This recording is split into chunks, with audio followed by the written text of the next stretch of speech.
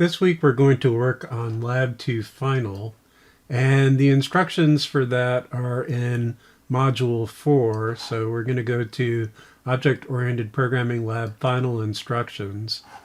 And so far we've implemented item classes. I'm working on a music video collection manager, and so my items are music videos and performance videos.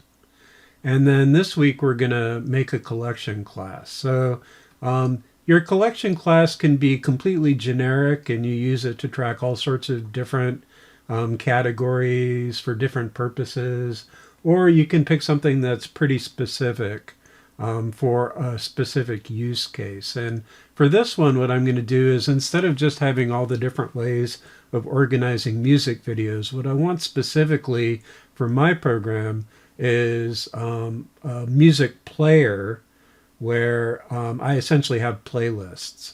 So for my collection class, I'm going to call it a playlist, and then a playlist is going to have a list of videos, and also it will have a name, and which will usually will be something like a genre or an artist or something, some other way that I would create a collection of music videos, and maybe a textual description, and definitely an icon, because looking forward I'm going to want to have a web interface on this where I can browse through the collections, and having an icon to display for each collection makes the program visually more interesting and also saves on reading. So that's what I'm going to do for my collection class, or my category classes. I'm going to use playlist.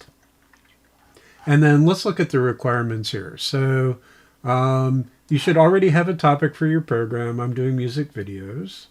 And once I have my item class and my subclass, I'm going to create a category class, which is going to be playlist. That's going to hold music videos and performance videos. And as I said, I'm going to call mine playlist. And at a minimum, your category should have a name for the category. So this will be like jazz, classical, rock, and then particular artists like Bruce Springsteen, Patti Smith. And then you might want to include additional properties. So for my additional properties, I'm also going to have an icon or an image thumbnail that I can display on a web page.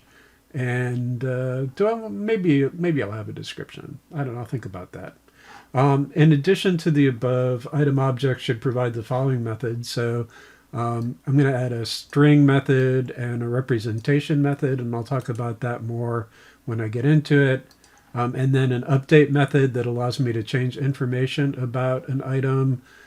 So for the video, I might want to change, actually, well, let's look at the video class here.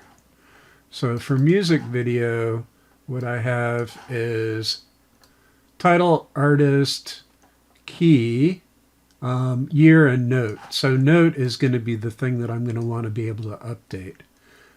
Most of the rest of these things, I either get them right or I get them wrong. And if I get them wrong, I'm going to fix the data. But for note, you're going to want to update that. And then performance video is also going to have the same note. So update method that allows me to change information about an existing object. And then for the category class for playlist, I'm going to want an add method that adds a music video or performance video to the list of videos in the playlist. A remove method that removes the video from the playlist. And then I should be able to loop through each video in the playlist and do something with it. Usually I'm going to print them, but I'm also going to have...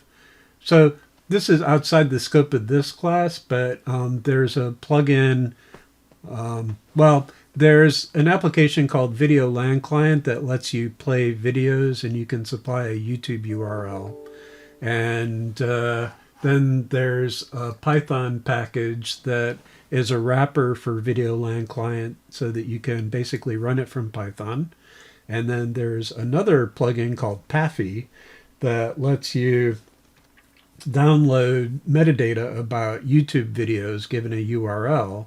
and will figure out what streams need to get fed into Videoland Client to actually play them, and can also get metadata about the video, and so on. So I'm going to actually use that to construct a music player that pops open a window and plays the videos in it, and it will run through each of the videos in the playlist. But like I said, that's outside of the scope of this class, but looking forward, the need to be able to loop through a playlist and do something for each video, we're definitely going to use that. And then an add operator to add two playlists together to make a new playlist. And finally, a console UI class, which we already started at the end of the progress check, and then a whole bunch of methods that are in the UI for this system. And so we'll actually look at this when we start implementing them. Okay, and then so the project structure is the same as last time. This is from before, this is from before, this is from before. So this is the item class, this is the subclass. This is new, so this is going to be my playlist.py file with the class in it. And then input validation is the same. So really we only have one new file, and then we're going to be adding a whole lot to all of the other classes. And then submission, we're going to zip it up and deliver it.